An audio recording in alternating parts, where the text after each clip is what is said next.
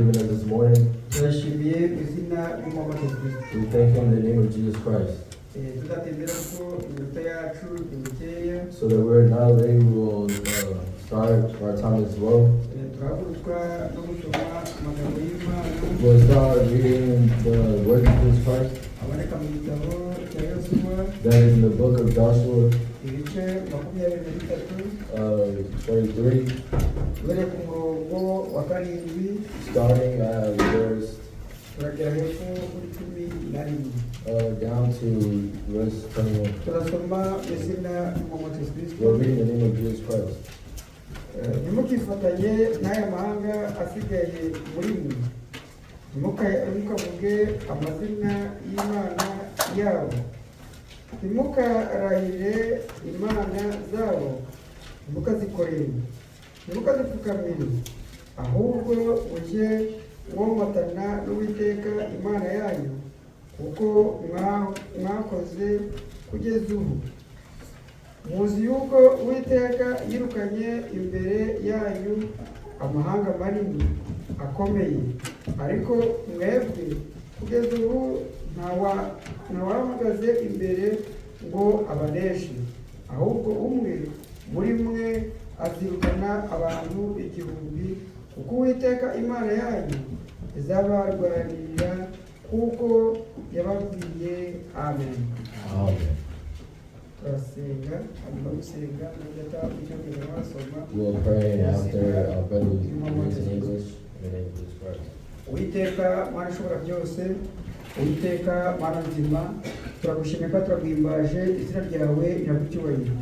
Dushimishwa n'ubwo amagambo yawe asohowe mu matwi yacu, turagushimiye mu izina ry'umwami Yesu Kristo. Icyo gusaba ni ukugira ngo aya magambo utuvanemo ibyo kurya bitugira muri kino gitondo. Aya magambo Uwiteka Mwami Imana, ndagusabye kugira ngo umwuka wandikishije abaruza uyasobanure mu izina ry'umwami Yesu Kristo. Ku busobanuzi bw'umuntu buzana urupfu, ariko umwuka wera agatanga ubugingo. Umwuka wera atanga ubugingo naze abane natwe dusobanurire, asobanurire buri umwe mu izina ry'umwami Yesu Kristo. Ibyo bane natwe, ibyo tuyobore, dusabye kubikoze mu izina rya Kristo. Amen. Brother will read Joshua 23, verse 7. We do not associate with these nations that remain among you. Do not invoke the name of their gods or swear by them. You must not serve them or bow down to them. But you are to hold fast to the Lord your God as you have until now. The Lord has driven out before you great and powerful nations. To this day, no one has been able to withstand you. One of your routes 1,000, because the Lord your God fights for you, just as He promised. So be careful to love the Lord your God. Amen. Amen. Our picture. You may sit down. Our Lord has done us well this morning. Where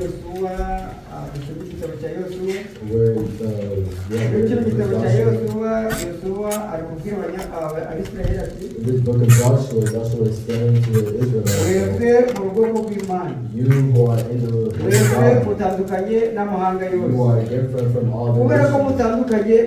Because you are different from other nations, you may not be do not work for their God. Do not withstand don't withstand in what they do. What we want to say this morning is to not be with the nations, not be hold with those who are unbelievers, and not be hold with unbelievers. When you walk with an unbeliever, you are also an unbeliever. It's because what they do, you also copy. It's to say, Joshua is telling them, not be unbelievers and don't praise their God. ntimukagire ikintu na kimwe mufatanye. Don't have anything that you Nukubera iki? divide by them. Why? Nukubera ko abizera n'abatizera hari aho bahuriye. There is no intersection. Abizera bafite umugabane wo kuzabona Imana.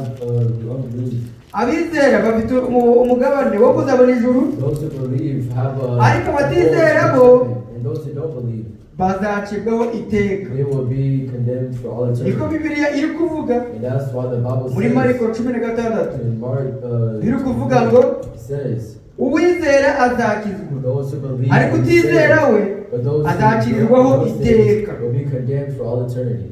Ni ukuvuga ngo This is to say umutizera that if you don't believe, azacirirwaho iteka. they will be condemned. Ni ukuvuga ngo rero And this is to say, mwene data cyangwa mushiki wacu, if our brother or sister, nujyana n'umuntu if you go with a person ukaba mudahuje, and you don't, uzamenye ngo azakwanduza imirimo ye. just know that they will dirty your Ibyo akora uzabikora. everything that they do, you will do. Niba nywa inzoga ukajyana n'umuntu w'inzoga, If they drink, you will also drink. uzagenda You will go. umunsi wa mbere uvuga ati mpereza First fanta, day, you say you can fence. ariko azatangira kukwigisha They will start teaching akwereka you, yuko kunywa inzoga nta kintu bitwaye. show you that drinking alcohol. Namara kukwigisha And after they teach nawe you, usigara wumva ko nta kintu kiza gute nta kintu bitwaye, you will do it. Feel nawe like there's ubaye nothing to it. nkawe. And you will be Niyo mpamvu just like them. kwifatanya n'abatize mudahwanye That's why being with ni those who ikibazo don't gikomeye cyane. believe with you is a Niba ufite strong inshuti problem. If you have a friend ku mashuri mujyane, at a school and they go, nkumva ku ishuri bavuga ngo I hear buri muntu wese aba afite inshuti, that everyone has a friend. ariko reba iyo nshuti yawe But look at your ni friend. muntu ki? What type of person are they? Iyo nshuti yawe se That person, friend, agenda ate? how do they Ibyo akunda ni iki? what do they love? Nugira inshuti If you have a friend akabamo urumogi, and they drink and they smoke, igihe cyo marijuana, uzabanza wirinde, and that day ariko you igihe will gihe nikigera keep from it, but when nawe the day comes, uzarumwa. you will also smoke it. Kubera iki? Why? Watoye inshuti mbi. Because you have chosen that Yosuwa friend. aratubwiye ngo So Joshua is telling us, ntimukifatanye n'abanyamahanga mudahuje. don't be with those who don't intercept with their belief. Ni ukuvuga ngo And this abantu is mudahuje that those that you don't meet with, ntimuze gusenga, don't meet ntimuze with, kwambaza Imana yacu. don't meet. Icyo gihe mugize inshuti, And that day that you have a igihe friend, cyose kiragera the n'ubundi day will come. ugasa nawe, wasa nawe bikazakujyana mu He irungu. will also take you down a wrong path. Umuntu azarimburwa n'iki? And what would a person be condemned? Ntazarimburwa n'icyaha yakoze, He wouldn't be condemned. ahubwo azarimburwa n'uko yumvise kureka cya cyaha Because they've heard and you akakigumaho. decided not to leave that sin and stayed it. Ni ukuvuga ngo rero Is to say, iri jambo riravuze ngo the word that says, Yosuwa ari kwihanganangiriza abisirayeli, Joshua is trying to convince the Israelites. ari kubabwira ati He's telling them, ku murongo wa munani, verse 8, ahubwo muzajye mwomotana n'Uwiteka Imana yanyu nk'uko mwakoze kera, nk'uko mwakoze kugeza ubu. but you are to hold fast to the Lord your God as Amaze kuvuga you ntimukifatanye n'abanyamahanga, He's saying that don't go against ahita avuga ahubwo nations, but instead mujye mwomatana n'Uwiteka, always hold fast with the Lord your God. mujye mujyana n'Imana Go with the Lord. aho mugiye hose, Wherever you're haba ku going, ishuri whether it's school, ujyane n'Imana, go with the Lord. haba mu turimo waba urimo Or in any type of work, ujyane n'Imana. go with the Lord. Kubera iki? Why? Komatana n'Imana ni Being with the ukumwe Lord n'Imana, is to be one with the Lord. kandi kumwe n'Imana Being one with the ni Lord ukumwe n'ijambo. is to be with the Word. Amen. Amen. Kumwe n'ijambo. Being one with the Iyo ugenda mu magambo y'Imana Being one with the ugakora ibyo God. Bibiliya ikubwiye, buryo uba womatanye The n'Imana. way you have been with God. Kubera iki? Why? Ijambo riratubwira kugira The urukundo, Bible tells us to ijambo have love. rikatubwira kwanga ibyaha urunuka. The Bible tells us to Icyo hate gihe iyo ubyanze rero sin. uba womatanye n'Imana. You left it, you have been with Imana the yacu Lord. ibamugisha mu izina rya Yesu Kristo. Give thanks to the Lord in the name of Jesus Christ.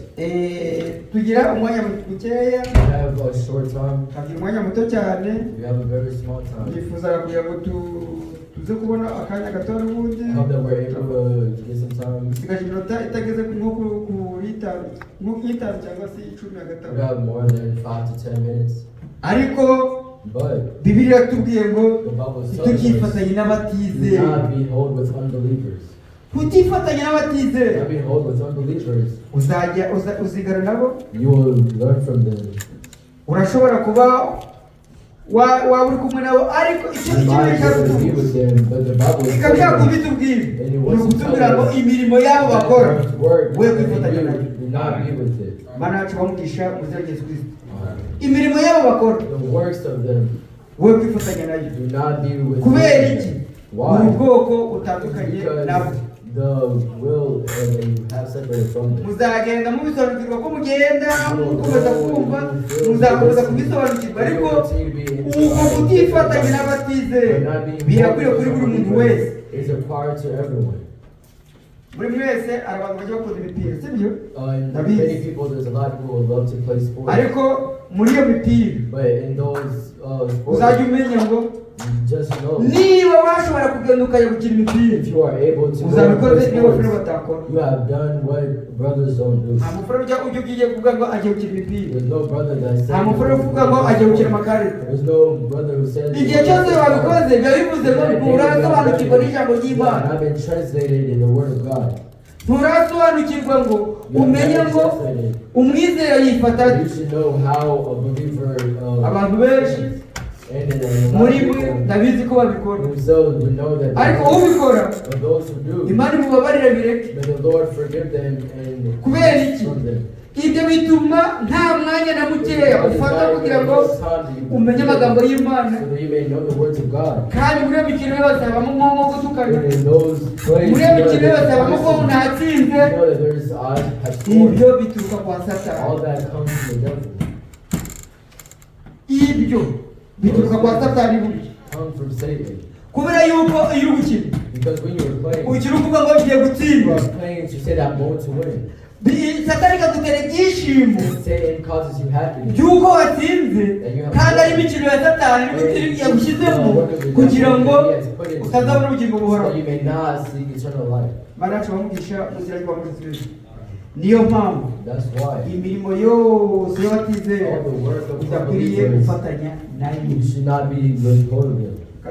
Tugiye gusoza We're coming to an end. ariko kadusozereze mu gitabo cy'Abakorinto ba kabiri. We're going to end the book of Corinthians 2, Abakorinto ba kabiri 2 Corinthians, igice gitandatu verse 3. gitandatu duhere ku murongo wa 4 turageza ku murongo wa 7. Ibice bitandatu by'Abakorinto Chapter 3 of Corinthians, chapter 6 of Corinthians. umurongo wa 14 turageza ku wa 17. Turasoma mu izina ry'Umwami wacu Kristo. Mubikifatanye n'abatizera mudahwanye. Mbese gukiranuka no gukiranirwa byafatanya bite? Cyangwa umucyo n'umwijima byabana bite? Kandi Kristo ahuriye na Bereyari?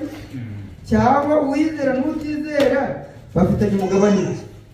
Mbese urusengero rw'Imana rwahoze rute n'ibishushanyo bisengwa kuko turi urusengero rw'Imana ihoraho nk'uko Imana yavuze iti nzatura muri bo ngendere muri bo nzabana nabo bazaba ubwoko bwanjye nuko muve hagati ya ba bandi mu bitandukanye ni kubiteka avuga amen. We're reading Jesus' mighty name.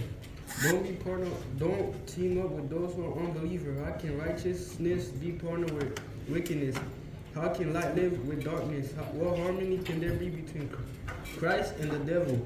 How can a believer be partnered with an unbeliever? And what union can there be between God's temple and idols? For we are the temple of the living God, as God said, I will live in them, and I will walk among them. I will be their God, and they will be my people. Therefore, come out from among unbelievers and separate yourself from them, says the Lord.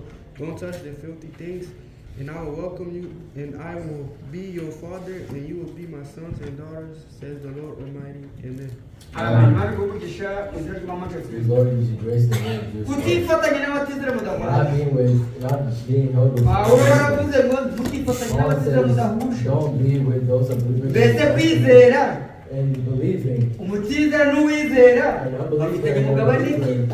What Burya ni ukuvuga ngo nta mugabane bafitanye. There is no similarity. Bibiliya iti The Bible says, ntimugakore Bereyali. do not Bereyali ni worship ikigirwamana. all. He is a false God. Ntimukifatanye nabo Do not be held with them. kuko mudahuje. Because you don't connect. Wowe niba ukeneye niba uzabona ubugingo buhoraho If you are going to see we akaba atazabubona, and they won't see it, ntimukifatanye muri iyo mirimo ye don't be mibi. held in their bad works. Bibiliya iratubwiye ngo The Bible is telling us. mbese urusengero rw'Imana So the rwaruhuza rute n'ibishushanyo bisengwa. those false gods.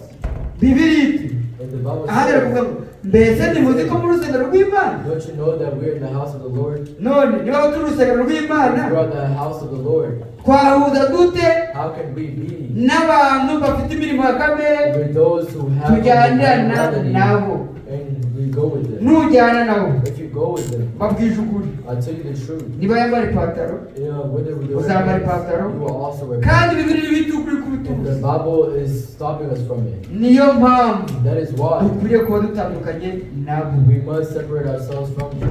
Bibiliya iratubwiye ngo The Bible is telling us, kandi Kristo ahuriye he na Bereyali? and where does Christ meet with Paul? Cyangwa uwizera n'utizera bafitanye umugabane ki? Or what does a believer and unbeliever have? Uwizera n'umutizera bafitanye umugabane ki? Those who believe and don't believe, what similarities do they have? Mbese umuntu uzarimbuka Anyone n'umuntu uzabona ubugingo buhoraho bahuriye he?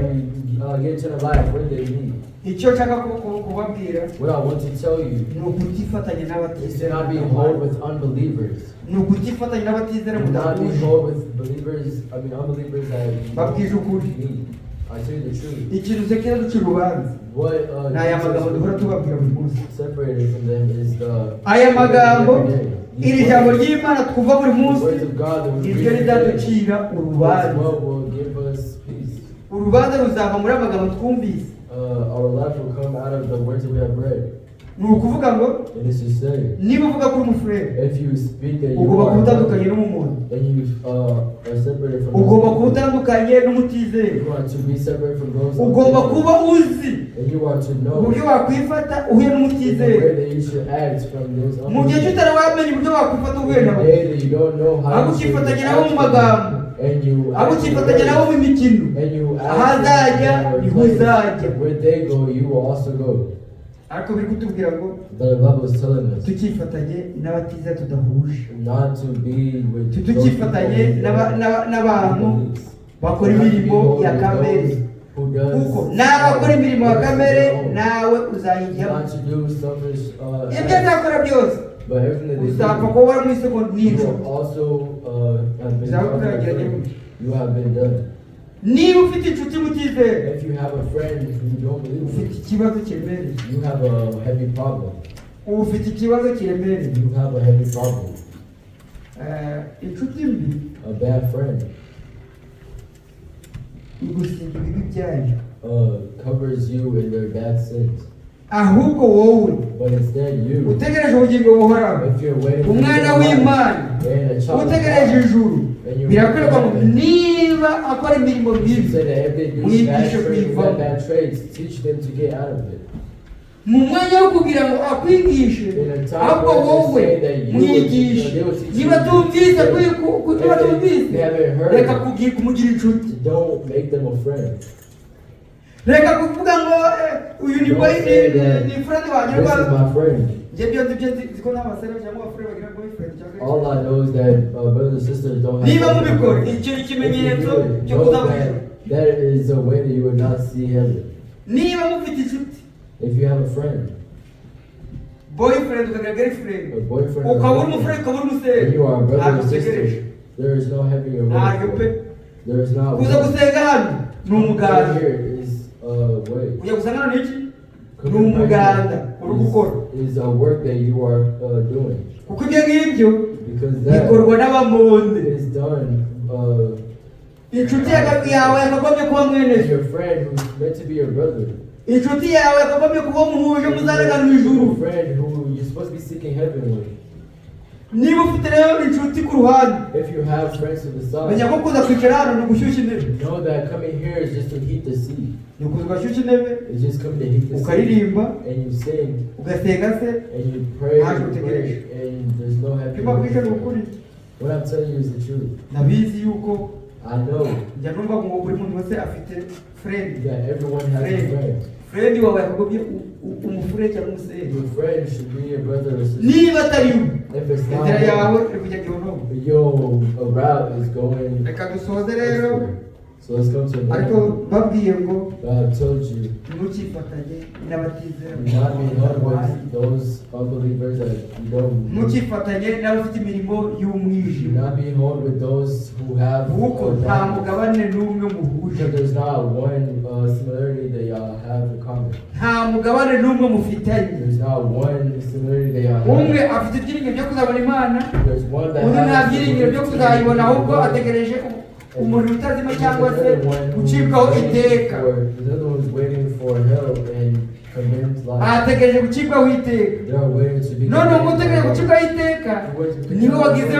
friend wawe. Those who are waiting for heaven Ufite is, ikibazo. if you become friends with those people, then you have a problem. Iyo Abisiraheli bafataganye n'abanyamahanga, If those Imana yarabarekaga. those unbelievers, the Lord- bajya ku rugamba bakarwana bakaneshwa. Kubera iki? Bifatanije n'amahanga. Because they were held with unbelievers.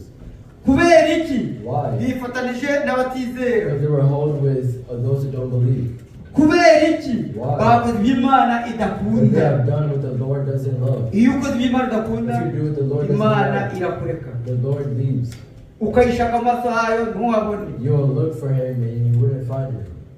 Uretse babwire, Let me tell you, ubwoko bw'Imana the works of bugomba kuba God butandukanye is separated n'abandi bantu bose. from everyone else. Niyo mpamvu Baramu That's why, agiye kuvuma ubwoko bw'Imana, when he was going to see, arabwitegereza yeah, looked at mu mwanya wo kumuvuma, and in a time aravuga ati, for rebuking it, he ni said, ubwoko butuye ukwabo. it is a will of its own. Tujyana, ni ubwoko bwiza gute? It is a will of Butuye its ukwabo. own. Gutura ukwabo ntabwo ari ukuvuga ngo Being in its ntabwo own. bashobora kuba bari kumwe n'abandi, no, Not meaning not ahubwo able to be ni with uko others. imyitwarire yabo But it's that they're idahuje actually n'abandi. does not meet with others. Mana cyomisha izina rya Yesu Kristo. The Lord does in the name of Jesus. Imyitwarire yabo, imigenderere yabo Their way they ntabwo go, ihuye it does not meet n'abandi. with everyone else. Niba uva ukumva umusore akenshi When you hear baravuga that bati, sister, hariya runaka murasenga. oh, do you Kavuga go ngo, with this brother? They said, oh, yewe nta gusenga. there's no praise in it. Hazaba hari impamvu bivuze. There will be a reason why they said it. Tujyana.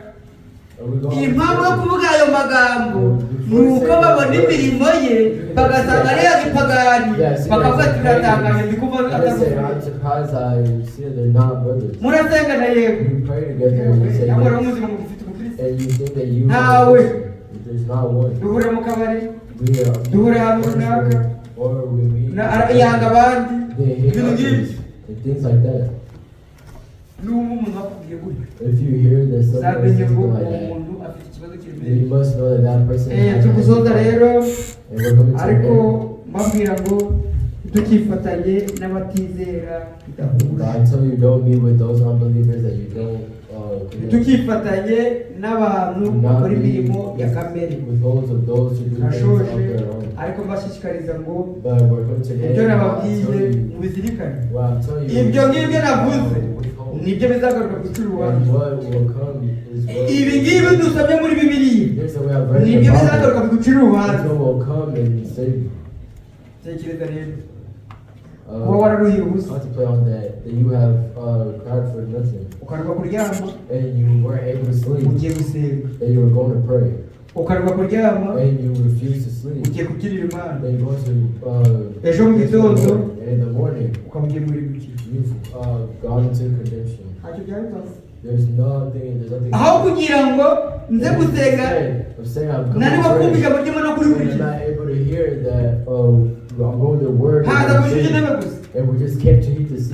nakwiryamira I would rather just ntabwo sleep. inzoga I would nakora rather n'ibindi just drink and ariko icyo mbashishikariza what I'm trying tutandukanye to nabyo get into is so that you separate mana something tubamwisha mu izina rya Yesu Kristo and we give thanks to the Lord in the name icyo of ndi Jesus. kubabwira ni ugutandukanya What n'ibyo I'm bavuga telling you is to set, is so that we may separate bibiri ourselves kuvuga ngo from those things. And what the Bible nimwemera says, mu kumva if you accept and you hear, muzarya ibyiza byo mu gihugu you will eat ariko the good nimwanga of the mukagoma Lord. But if you inkota decide izabara and turn back, uwo ni Yesaya the hunger will eat you. That's what Isaiah said. nimwemera mu kumva If you agree and you listen, muzarya ibyiza byo mu gihugu you will eat the good of the earth. ariko nimwanga mukagoma But if you inkota refuse y'Uwiteka to izabarya continue, the battle of the world will eat shojeje aho you. ngaho ariko And mbashishikarije ngo what I'm telling you, ntimwifatanye do n'abatizera not be hold with unbelievers. turashoje And kamere brother, gatandatu today, adusengere brother, the crew, asabe kugira ngo and so dutandukane that we n'imirimo ya can kamere separate the works of adusengere our kugira own ngo body, tute kwifatanya and so that we n'abatizera cannot bidahuje be hold with unbelievers, buri muntu wese and everyone else ataha amenye ngo may go home ntahuje n'umutizera knowing that they're not bound with unbelievers. hanyuma turagenda turi gusenga And so we'll go into the mu sanctuary izina rya Yesu Kristo karimo in the name of Jesus Christ. Welcome. Abisenge data twese mwashobora byose dushimiye kuba amagambo yawe meza ukuriye rikomeye ngo gutandukana n'abatizera rikomeye ese uwizera n'utizera baguriye he bakanywe mugabane dukomeze twumvisha amagambo yawe meza ngo ntawe rikomeye kumagarati handitswe rikomeye imirimo ya kamere iragaragara ubusambanyi ubujura gukora byose n'ibindi bibi bisa nabyo biturinde itarikomeye byose ni imirimo y'abatizera itarikomeye baravuze ngo ubwira inshuti yawe umubwire uwo uriwe itarikomeye natwe turinde inshuti mbi itarikomeye aho duhereze inshuti z'abene data inshuti z'abashiki bacu itarikomeye aho umuntu tugiye tubona nta mukobwa wagendaga baganira ku rupfu rwa Yesu itarikomeye azantumwa itarikomeye tuba turi bene data n'abashiki bacu tuganira amagambo yawe itarikomeye aho tukikusanya ngo ari umukino ari rya jambo ari rya jambo kuryumva itarikomeye natwe duhereze kubana n'inshuti nziza itarikomeye turinde imyuka mibi turinde inshuti bizaduhindura tukajya mu bibi itarikomeye mwazana yifuza kudukoresha ibi bitarikomeye kuko mu bwa itarikomeye ngo tudakora ibyiza ariko bigatanga imbere itarikomeye turinde ibyo bibi itarikomeye igihe byose ibyo tuba twakoze itarikomeye turinde kutongera kubisubiramo itarikomeye aho duheze gufata gahunda no kubizigukira itarikomeye dukubivamo duteza intambwe itarikomeye tuve mu shuri ribi tujye mu shuri ryiza itarikomeye uyu mugaragu wawe umugisha uyu mugaragu n'ubasobanura itarikomeye umugisha itarikomeye bose abakoze imirimo yawe itarikomeye n'abatanze hamwe na bose turasabiye umugisha itarikomeye twese ubwo twari turi muri iki cyumba duheze umugisha mu buryo bw'amashyi itarikomeye ku ruhande ry'amashuri y'abantu bakuru itarikomeye no bajyanye natwe itarikomeye ubwiza twari dufite hano tubusanga n'umusomo w'igikuru itarikomeye cy'umuriro kirekire uzabana natwe ku mashuri uzaturinde indwara uzaturinde imyuka mibi uzaturinde amakisida itarikomeye ibi byose uzaba bigiye kutura muri iki cyumweru byose uzabiturinde bizarimo amatwi Yesu Kristo itarikomeye bana natwe itarikomeye kugira ngo twumvishe ureze gutura mu mitima yacu twekuye mu mutima urye mukunda abakorera imitima yacu itarikomeye tugiye ku ishuri nabo tuzahura n'abaza ariko twahindutse itarikomeye inshuti zitarikomeye zari ko twahindutse itarikomeye zabahindure itarikomeye tuzabwira amagambo meza itarikomeye twumvishe itarikomeye tutifatanye nawe itarikomeye imirimo bakora itarikomeye ifatanye natwe itarikomeye bara natwe itarikomeye byose twongera kuri Imana nzima imizero y'Imana yacu tusabyemo amen amen bari bamugisha mu izina rya Yesu Kristo